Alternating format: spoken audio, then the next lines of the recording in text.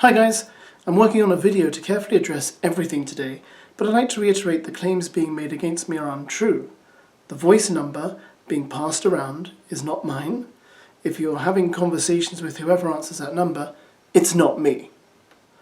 Well, that was a tweet from Heir of Atticus, or Gage as he's also known, on August the 19th, and tonight, this evening, today, depending on where you are in the world, he's finally issued his video, a video called The Truth, and it's just gone up on YouTube, in which he attempts to shed light on the allegations that came against him on Twitter and social media about him having groomed younger girls or slept with younger girls, various kind of sex stuff. Now I sat through Heir of Atticus's apology video and, you know, as we say here in England, he seems like a nice enough chap, but he didn't really seem to address any kind of the allegations that I think people were hoping he was going to address. He seemed to talk a lot in the video about what a tough time it's been for him and how many friends he's lost. I guess that kind of thing happens when you get accused of sexual misconduct. It's to be expected, right? But yeah, it wasn't really... He didn't really kind of apologise for the stuff I've seen him accused of. And for those of you who don't know, let me just give you a recap of the things that did emerge on social media about him, and I cannot express enough that I don't know exactly how true these allegations are. I just know that they kind of grew in number and people wanted him to answer the allegations, etc., etc. So here we go. I have a close friend who's spoken up about him grooming her, and she has screenshots, and so do multiple other girls. Not only did he groom a couple of girls online, he's done it more in person and had sex with a 15-year-old. The way Heir of Atticus is going to sit there and effing deny everything, even though I've seen proof of him sexualizing my 13-year-old friend earlier this year, is effing disgusting.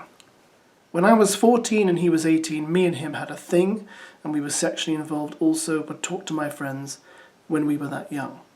Let it be noted he deleted our chats where he flirted and started to send pics. I don't know what other way to show proof, but why would he delete chats unless he's fully aware that I'm a minor? This TikToker added me during March and sent me dick pics. Why do people do this? I'm 16 and he's 20. He sent me videos as well. I have no actual proof, beside the fact he has me added, but I would never lie about this. If I get attacked, I'm going to delete, but please don't forget. The next thing I'm going to read out from you is from a girl, I believe her name might be Tia, who was his kind of girlfriend. She was 15 at the time, he was 18 apparently. A lot of people have said, well, you know, where they live, Las Vegas, Nevada, that's not necessarily against the law, but people still find this kind of thing shocking, and I'm quite shocked by it too, because 15 is, well, it's pretty young, but I appreciate, you know, people have different opinions. But this is quite long, so I'm probably not going to read all of it. I'm just going to read a little bit of it, so you get a flavour of what she said. So here we go. Our relationship began to turn sexual when he started to show interest in me. At the time, me, being an impressionable 15-year-old girl, saw this older, approachable guy in college who had a car, showing a strong sexual interest in me during a vulnerable time in my life. During this time in my younger teenage years, I wasn't allowed to have social media, and my parents read all my texts through a computer. Wow. Gage was willing to work around those restrictions. Whenever Gage wanted me to send him explicit photos, videos, texts, etc., he would tell me to text him on Twitter, and I was able to go around those restrictions by using the Twitter browser through Safari. My goodness me. Right. From there I would send him any explicit things he would ask for. Another reason we would use Twitter was because his girlfriend at the time had his Snapchat and iCloud logins. What? The only time I came into contact with him was either when he was complaining about his current girlfriend or for explicit photos. At this stage, you know, do I need to read all this? I think you get the picture, right? Now, I was kind of okay sitting through Heir of Atticus's apology until this moment. I also know I want to try to be able to push out better content, use my platform further, more than I have been. I want to be a voice to other people too. I want to take advantage of the moment, and this might be a blessing in disguise, but I want to do and be better. So he wants to push out better content and take advantage of the moment. So what you're basically saying is in your apology, out of all of this situation, I want to be a better YouTuber. Is that it? A bit of TikToker? What? Let me know what you think about this apology.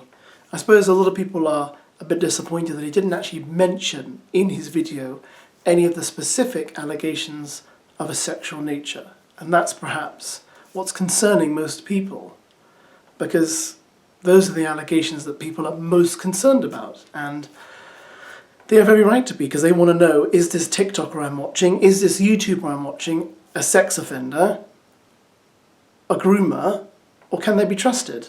And I think we all have a right to know whether our heroes are sex offenders or groomers or paedophiles. I think that's reasonable. It's just reasonable for us to know that. To kind of think, well, at least I'm not listening to music by a paedophile or a groomer or watching films with them in, blah, blah, blah, etc., etc. I think that's okay. I think we have a right to know that. And he hasn't really addressed any of that at all. It's kind of, personally for me, I find it all a bit odd. You may not, but I do. The other side of the coin, of course, is that none of the allegations have been 100% proven.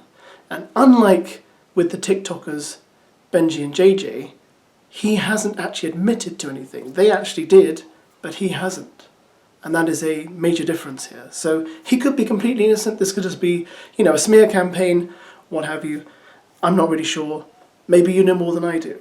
But let me know your thoughts. What do you think about his apology? Should he be let off the hook? Should we just move on from this and say, yeah, he's fine, he can go back to doing whatever he was doing before? Or should we say, no, we want to hear a bit more? Thanks for watching, guys. And I think during this whole situation, what I've really learnt is that the most important thing is that I create better content. And that's all that really matters at the end of the day. Not people's emotions, not people's lives or their futures, but content on YouTube. I'm being facetious.